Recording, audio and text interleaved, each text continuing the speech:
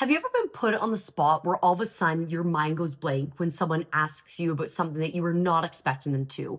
Or worse, you can't stop talking and you don't stop rambling and you're over explaining. And then all of a sudden you walk away thinking, why did I just say all of that? And you feel more embarrassed by that than the actual topic itself.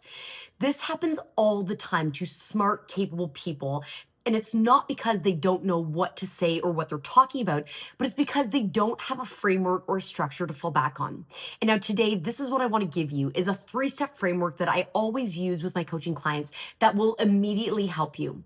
Now, my name is Christina Crowley-Arklie. I'm a business coach, communication strategist, and I help highly ambitious entrepreneurs build burnout-free businesses through their leadership and communication. So that's mostly likely why you're here today. Now, my 3-step framework that I use will help you in any situation where you need to stop rambling, you want to feel more confident about yourself when you're speaking on the spot, and ultimately, it helps you communicate clearly even when you're unprepared. Now, this 3-step framework is going to help you in conversations, one-on-one, in group settings, and even with formal presentations. I'm going to help you see why coming up with this 3-step framework to build out your presentation is so important and a really special way as a tool to use to help you make a presentation probably in a lot quicker way than you're used to. So let's start here. Why do we ramble in the first place when we're put on the spot? Most people, most coaching clients I work with think that it's a confidence issue and they think that it's a bit of imposter syndrome which starts coming out. But really, it's not, because this happens to the most confident people I know, me included. When you have those moments where you're feeling flustered or you've been overwhelmed at work and all of a sudden you're running from one meeting to the next and you're put on the spot about something and your brain all of a sudden thinks, I don't know what to do, and then it goes into rambling mode typically. This is a clarity issue, and when you don't know what you're going to respond to, what role you're supposed to be playing when you're talking to someone, or how long you're supposed to speak for, this is where something like rambling can really come up and play a role in us not speaking as clearly as we want to. And it's because our brain goes into protection mode. We fill the space with words because if there's anything more that we do not love besides not knowing what to say on the spot, it is silence, even though the silence is one of the greatest powerful tools you can use in communication. That's another video that we will tee up. Knowing what you need to say and when you need to say it and how you need to say it and having that framework that you can then bring in silence is so powerful. And so our brains get to a point where we go into protection mode, we don't know what to say, and so our solution is, I don't feel confident anymore, and then we just start rambling. So the solution to this is this 3-step framework that I want to share with you today. And I'm going to give you 3 different scenarios of how you see this framework works. So no matter the situation, this framework keeps you grounded in 3 ways. It makes you acknowledge the situation you're in, it makes you respond to the situation, and it makes you direct the outcome of the situation. So think of it like this. When you're talking to someone, think of the rule of 3 always. It's how our brain remembers things in the best way possible. When someone's talking, you think about, what did I hear them say? What do I think or feel about what they said or what the topic is? And what are we going to do next about it? So let me show you how this works in 3 different scenarios. As an example, when you're having a one-on-one conversation with someone and someone says something unexpectedly, maybe it's something emotional, maybe it's critical, maybe it catches you off guard. And so here's the framework, the 3-step framework of how you can use it when you're thinking about how to respond and if you're caught off guard. And instead of rambling, you think, okay, 1, I heard you say this. So that shows that you're listening, you're not overreacting, and that you're grounding the conversation. And ultimately what this does, it buys you time and builds trust. So by saying that, I hear you saying that you're frustrated, and this is what I see next. That helps you acknowledge the situation. The second step is, here's how I feel or think about what you just said. And this is where you get to share your perspective without defending, without rambling, because you've already kind of asked your brain to think about this in a more logical way of that 3-step. Here's what I heard you said. Here's how I think or feel about it. And this is where you say something like, from my perspective, I see where your frustration is coming from. Now, the last step in this, the third and final step, is this is where you want a mutually beneficial outcome. Realizing that not every conversation is going to end like this, but this is where most people in a conversation forget to land the plane. Instead of trailing off, instead of ending the conversation awkwardly, you want to direct the conversation forward to say something like, what I'd love for us to be able to walk away feeling is this, or doing this. And it provides a way for both of you to leave the conversation in a mutually respectful, trustful way. Now, the second scenario as how I'm going to tee up this 3-step framework is when we're speaking in a group. And I know you've been in those scenarios in the workplace where you're in a team meeting or you're around the boardroom table, and all of a sudden someone says, hey, Christina, what do you think about this? And all of a sudden your brain panics because you weren't expecting to be put on the spot. And maybe it's about something that you maybe don't feel comfortable enough talking about, or you don't feel like you know enough.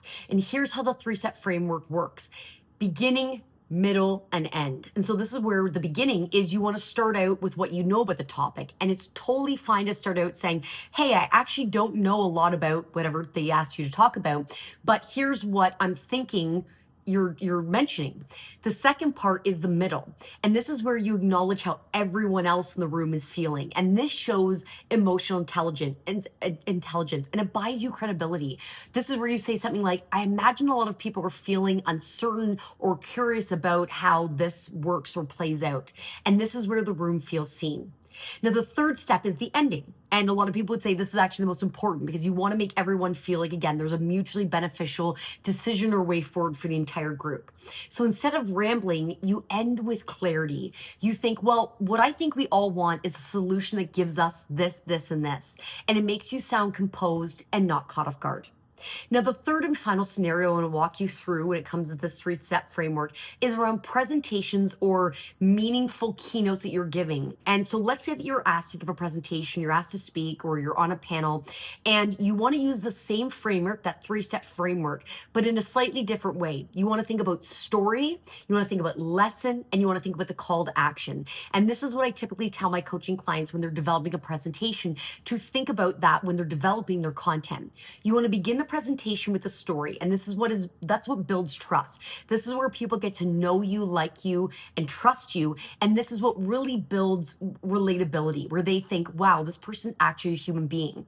Now, this is a story where you don't have to impress, but you want to share a story that connects with others. And so if you want to share a story that seems really vulnerable, or share a story that's really funny, whatever speaks to your personality that makes you feel the most comfortable, do that with sharing the story. Now, the second part in this is around the lesson. And this is where you're going to want to share the takeaways that you want the audience to learn from the story that you just shared, in what they can apply to their own personal situation. And this is where you can say something like, the lesson I learned is this. And over again, I keep thinking about how this is what I learned. And this is where what drives insight for the people who are in the audience listening to you.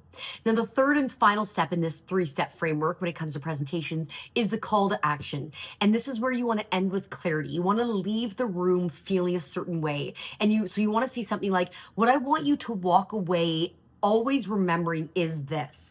And that's really important, is because people are not going to always remember everything you say, even after watching this video. They're going to remember how you made them feel while they were listening to you. And that's the most important part in ending with a call to action. So why this 3-step framework works is because it gives your brain a roadmap, a way to remember how to be prepared, even in the unprepared and the unexpected. It helps reduce anxiety, and it creates a natural stopping point and almost remembering point for you. So if you do get to a point where you get really nervous in a presentation and you're on the lesson section, you're thinking about, shoot, I totally forgot what I'm supposed to end with. It reminds you about where you are in your 3-step framework, and that you have the call to action left, and that you got to get back to the lessons and leave them with the takeaways before you get to the end goal around the call to action. And this helps you so you're not always wondering, am I done? Should I keep going? Did I remember what to say? Did this make sense? You know exactly where you are in the conversation. And so if you struggle with rambling, with freezing, with overthinking when you speak, it's not because you lack confidence. It's not because you're not capable or smart enough. It's because you lack a prepared framework to always have with with you, armed with you as a tool to use to be a better communicator, a better speaker, a better conversationalist. And so next time that you're put in the spot, remember this. Acknowledge what was said, what was shared, what they said.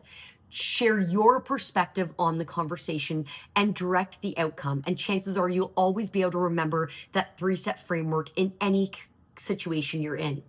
Now, also remember this, clear communication isn't about having perfect words. It's about having a structure that you can trust so it gives your brain that safety, that protectionism that it needs, so you can start finding the words more and more and the stories that are going to help you clearly communicate better.